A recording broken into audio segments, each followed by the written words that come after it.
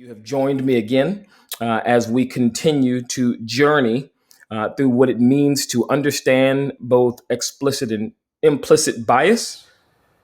Men and women, to be able to sit together at the table of brotherhood and laugh together and go to school together and to work together and to go to church together.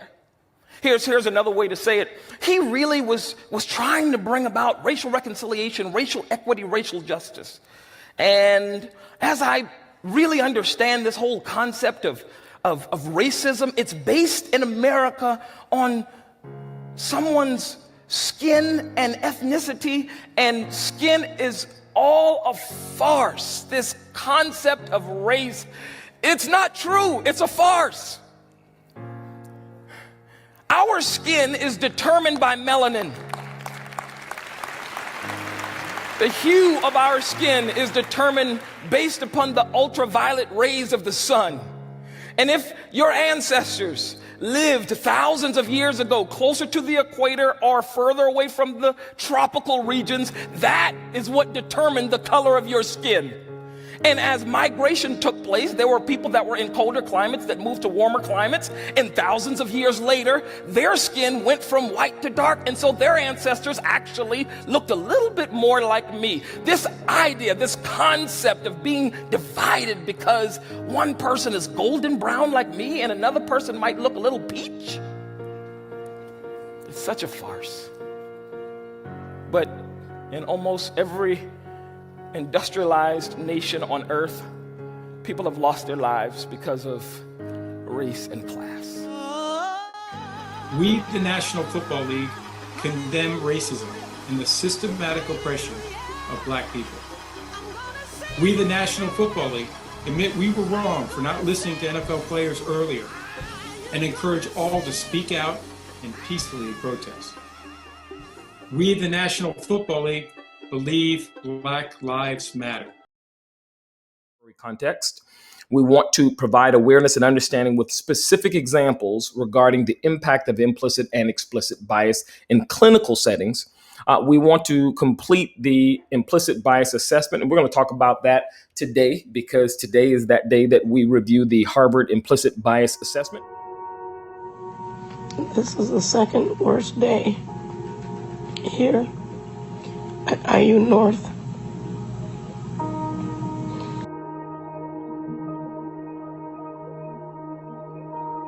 Yesterday, a Dr. Bannock, B-A-N-N-E-C,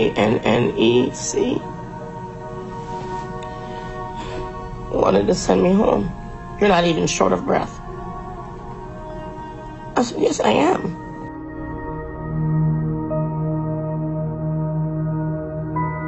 I was in so much pain from my neck. My neck hurt so bad.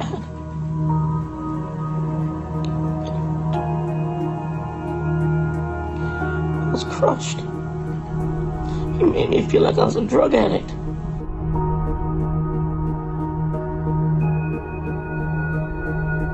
The CT went down a little bit into my lungs, and you could see new pulmonary infiltrates, new lymphadenopathy, all throughout my neck.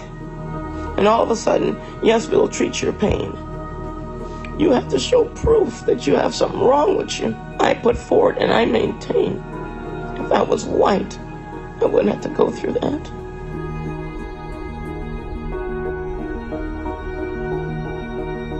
This is how black people get killed. When you send them home and they don't know how to fight for themselves. I had to talk to somebody, maybe the media, somebody, to let people know how I'm being treated up in this place.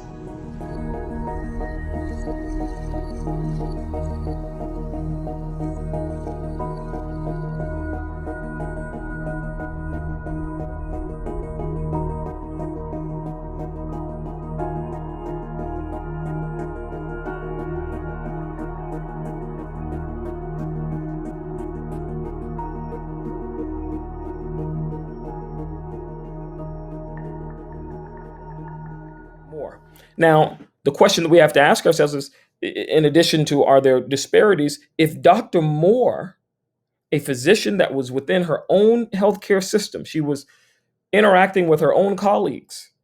If she couldn't navigate the system in such a way to prevent her own death, what about those of us that don't know half of as much as what she did? I want you to see if you can notice any bias.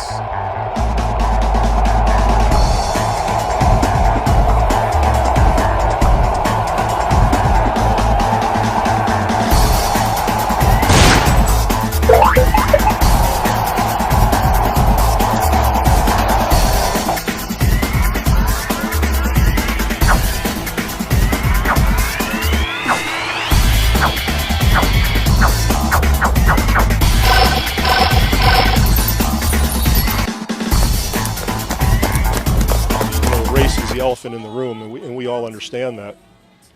But unless it is talked about constantly, it's not going to get better.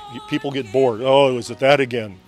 They pull in the race card again. Why do we have to talk about that? Well, because it's uncomfortable. There has to be an uncomfortable element in the discourse for anything to change. People have to be made to feel uncomfortable, and especially white people, because we're comfortable. We still have no clue of what being born white means. It's hard to sit down and decide that, yes, it's like you're at the 50-meter mark in a 100-meter dash, and you got that kind of a lead. Yes, because you were born white, you have advantages that are systemically, culturally, psychologically there, and they have been built up and cemented for hundreds of years. But many people can't look at it. It's too difficult. It can't be something that is on their plate on a daily basis.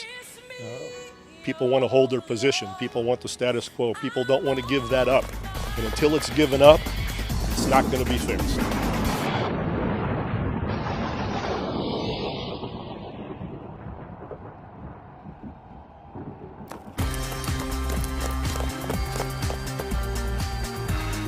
Found information that we believe is apolitical because it's been both affirmed by the previous presidential administration, which was Donald Trump, and the current presidential administration, which is Joseph Biden. So to be clear, this is information from both the 45th and the 46th presidential administrations, which in many cases are ideologically opposed to one another. But the information that they're sharing regarding the social determinants of health seems to be consistent. Namely, when we are talking about neighborhood and our physical environment, there is a cause and effect as it relates to bias because people from racial and ethnic minority groups are disproportionately affected by difficulties finding affordable and quality housing.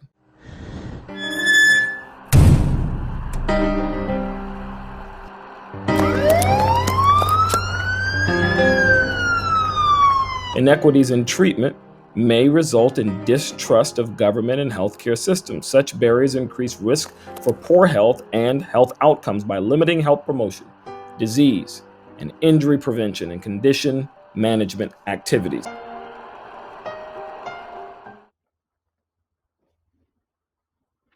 For context, these are two different screen grabs, but they are both from the very same week, on the very same day. They are from the same ABC affiliate in the same town. And as you look, it's the same alleged crime being perpetuated, which is burglary. Just as a reminder, this is hard work. But each participant should be prepared to engage. And for many of you, engagement will look like you interacting with people in your community, perhaps even family members. Those of you that are a part of the live sessions, engagement looks like interacting with each other. Latino Americans and African Americans, as compared to our white brothers and sisters, there's still work to do. And the trajectory shows that by 2050, the wealth for African Americans will be zero, and a few years later for our Latinx brothers and sisters, it will be zero. There's work to do. Saying that there are three levels of equality versus equity. On this first side, you see that everyone can't see the field.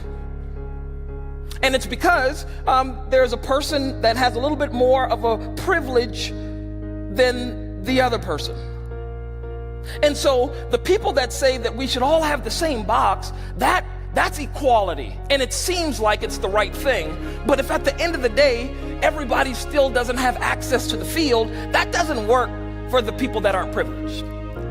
The second one is justice. And the second one says that the shorter fella, he really should have a few more boxes.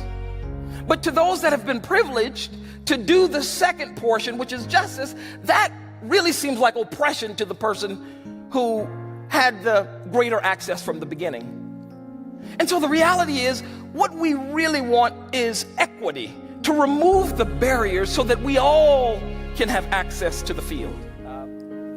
Here's another way to say it. Dr. King, on that particular day, when he spoke about this dream where we would have equity, he really was just trying to say that if you look at an egg, and sometimes we have a white egg and a brown egg, the reality is there is no physiological difference between the two eggs. The white egg and the brown egg, when you crack them open, there's the same thing on the inside.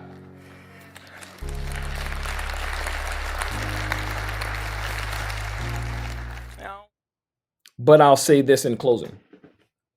I've had an opportunity to go and do this type of work and others in a number of different countries, one of which was Uganda. Uganda, at the time and now, is the third poorest country on earth. Their hospitals have open air and the ground is dirt. They have to pay for every portion of healthcare they receive. In other words, if they need a syringe, they've got to pay for it before they get it. What do we say living in America when we lament the fact that there's someone ahead of us in a race and we have received disparate treatment or different treatment because of the color of our skin? But we know that there are others around the world that have it far less than we do. What do we say? What difference do we make? Dr. King said, an injustice anywhere is a threat to justice everywhere.